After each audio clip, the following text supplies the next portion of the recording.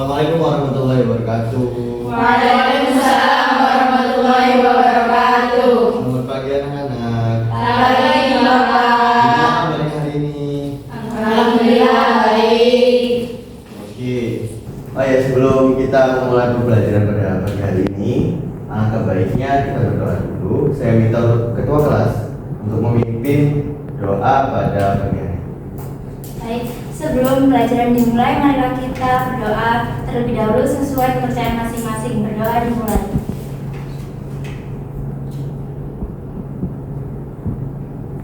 Dicukupkan. Baik, saya akan absen terlebih dahulu ya. Untuk Gadis Artanti, Hadir.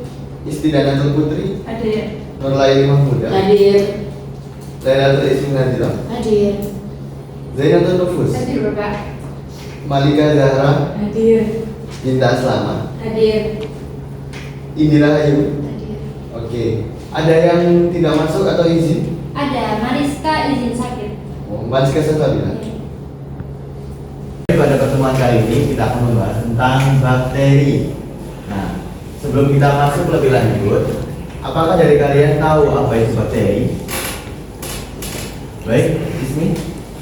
Bakteri ialah mikroorganisme yang bersel satu namun ia tidak memiliki inti sejati. Baik. Jawaban yang sangat luar biasa dari Ismi.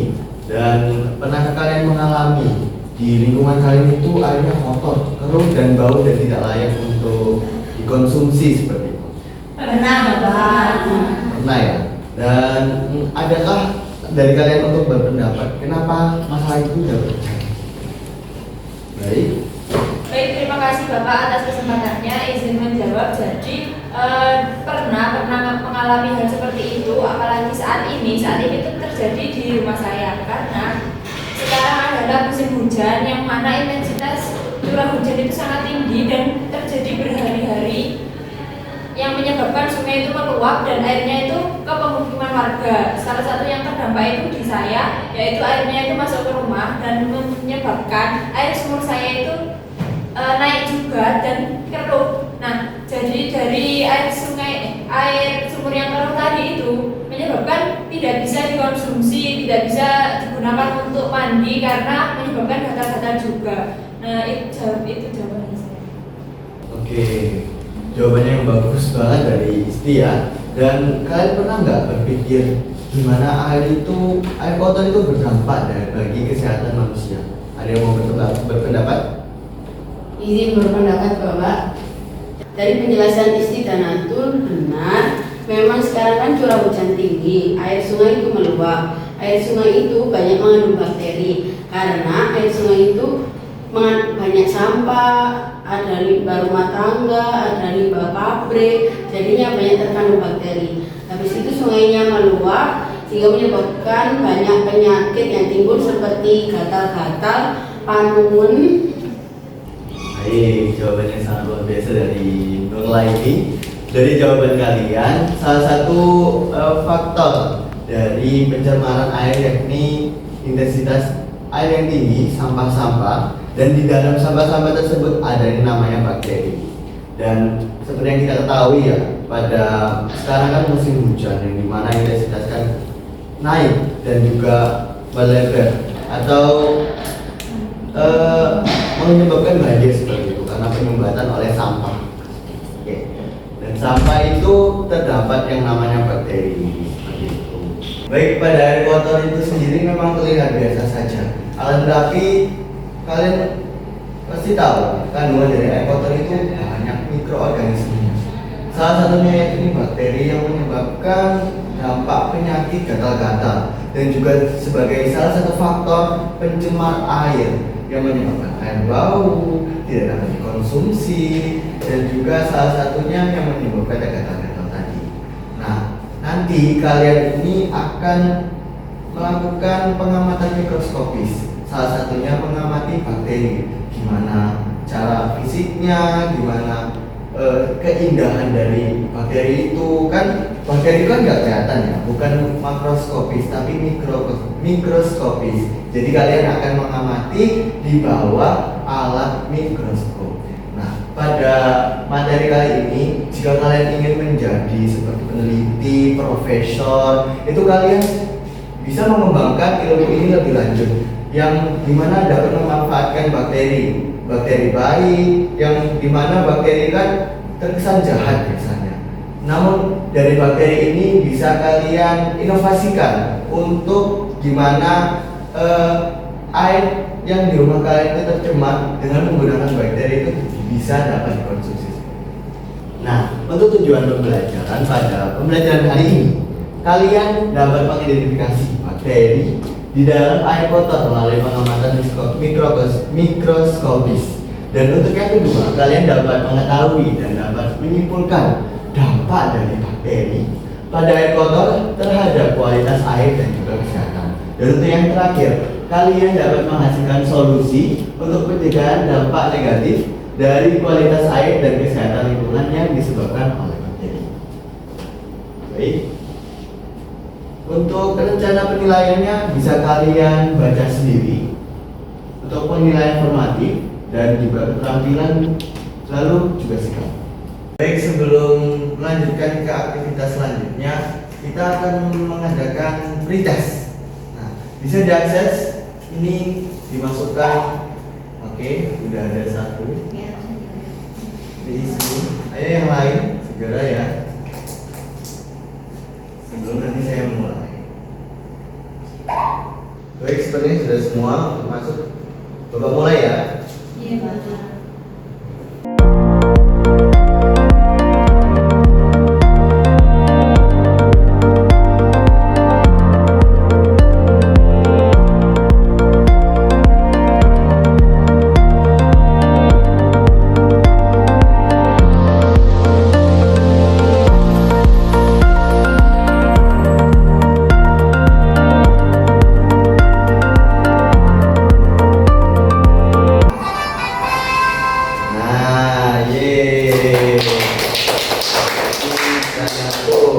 Dan nilai 5 mudah.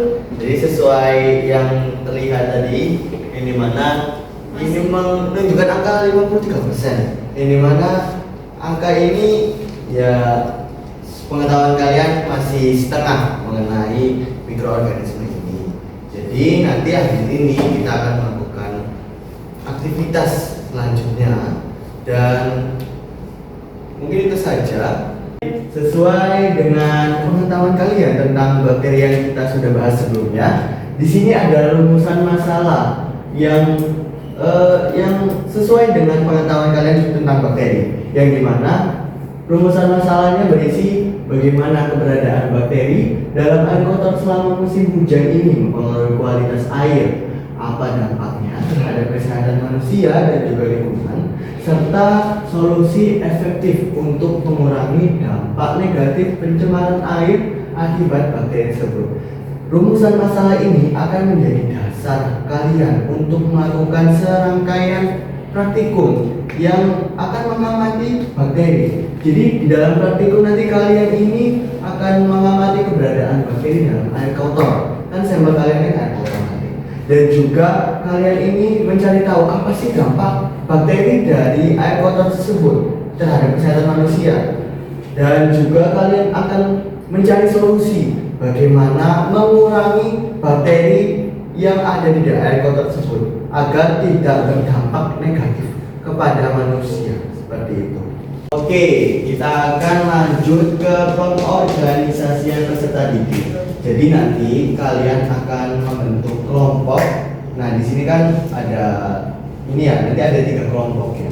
Dan satu kelompoknya itu terdiri dari 3 orang.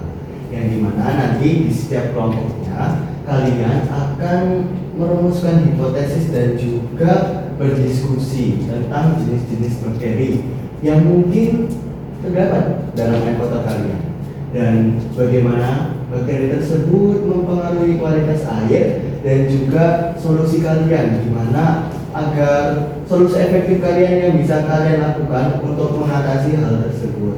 Dan kalian melaksanakan praktikum di bawah alat mikroskop seperti itu. Baik, ini untuk kelompoknya Bapak pilih sendiri apa kalian pilih sendiri? Pilih sendiri, Pak. Oke, pilih sendiri. Oke, kalian boleh langsung kumpul ke kelompoknya masing-masing. Terima kasih Bapak.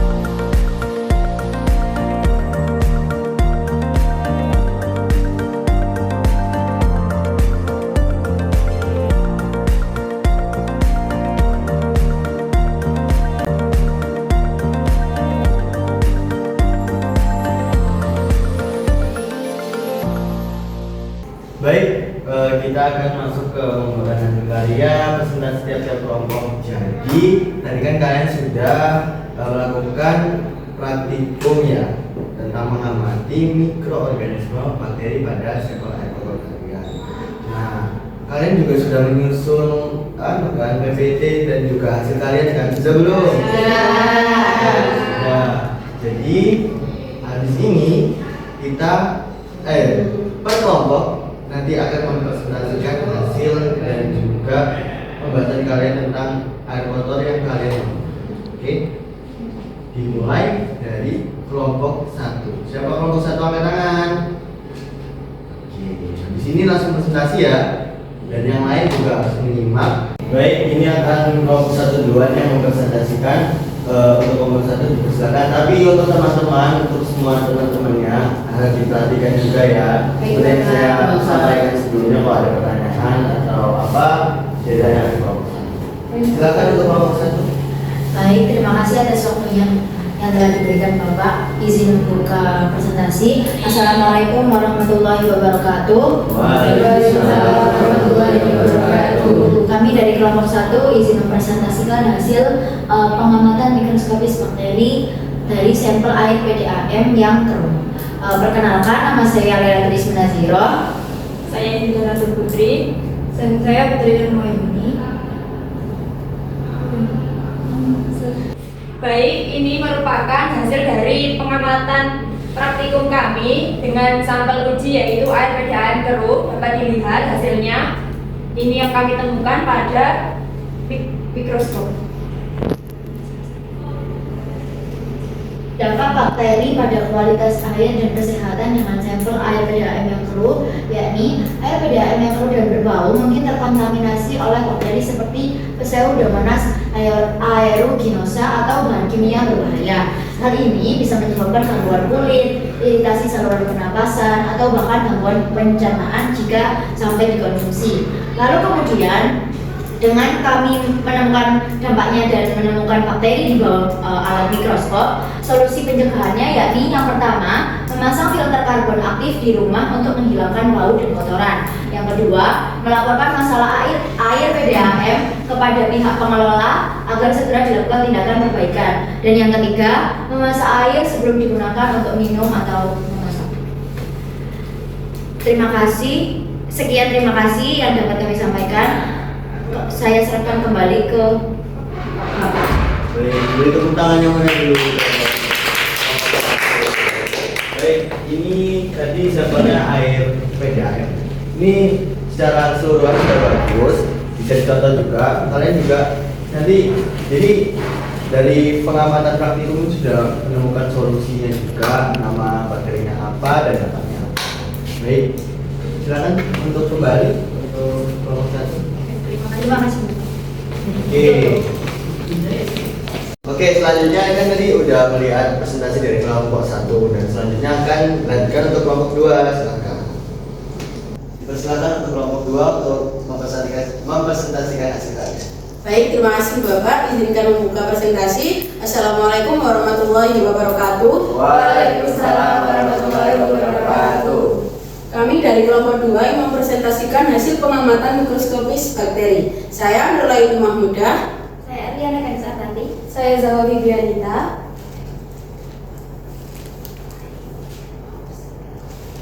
Baik, berikut merupakan mikroorganisme yang ditemukan pada sampel air keruh, yaitu dari air banjir. Kemudian selanjutnya dampak bakteri pada kualitas air dan kesehatan. Dari air banjir ini biasanya terkontaminasi bakteri seperti Salmonella, Vibrio cholerae, dan virus lainnya. Hal ini dapat menyebabkan penyakit serius seperti kolera leptospirosis atau infeksi kulit. Air banjir juga mengandung limbah rumah tangga dan kotoran yang membahayakan lingkungan. Kemudian solusi pencegahan dari bakteri yang ada pada sampel air keruh dari air banjir ini yaitu dengan menghindari kontak langsung dengan air banjir tanpa perlindungan seperti sepatu bot atau sarung tangan, meningkatkan kesadaran masyarakat untuk tidak membuang sampah sembarangan agar saluran air tidak tersumbat. Kemudian setelah terjadi banjir, dilakukan penyemprotan disinfektan di area terdampak dan membersihkan sumber air yang mungkin terkontaminasi. Mungkin dari Bapak ada tanggapan?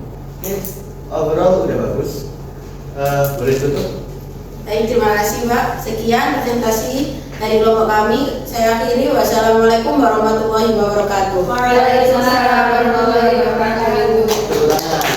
Baik, tadi kan kita udah menyaksikan dari presentasi dari kelompok 2 dan sekarang adalah kelompok yang terakhir yakni kelompok 3. Untuk kelompok 3 silakan berdiri dan maju untuk mempresentasikan hasil dari pengamatan kalian.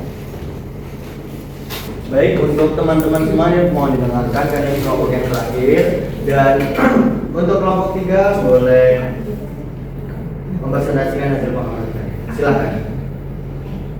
Baik Bapak, terima kasih.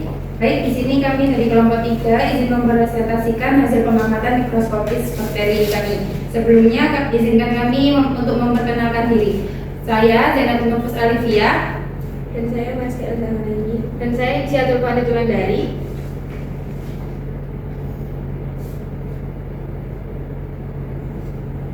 Di sini kami menggunakan sampel air sumur yang keruh dan kotor. Untuk hasilnya kami mendapatkan hasil seperti ini. Lalu dampak bakteri pada kualitas air dan kesehatan. Air sumur yang keruh dan kotor kemungkinan besar mengandung bakteri seperti E. coli atau Clostridium. Hal ini membuat air tidak layak dikonsumsi karena dapat menyebabkan penyakit seperti diare, tifus atau infeksi pencernaan lainnya. Lalu di sini juga ada solusi pencegahannya. Yang pertama, membersihkan sumur secara rutin dan melapisinya dengan semen agar bakteri dari tanah tidak masuk. Yang kedua, menggunakan filter air khusus untuk menyaring partikel kotoran dan bakteri. Lalu yang ketiga, melakukan klorinasi atau memasak air hingga mendidih sebelum digunakan.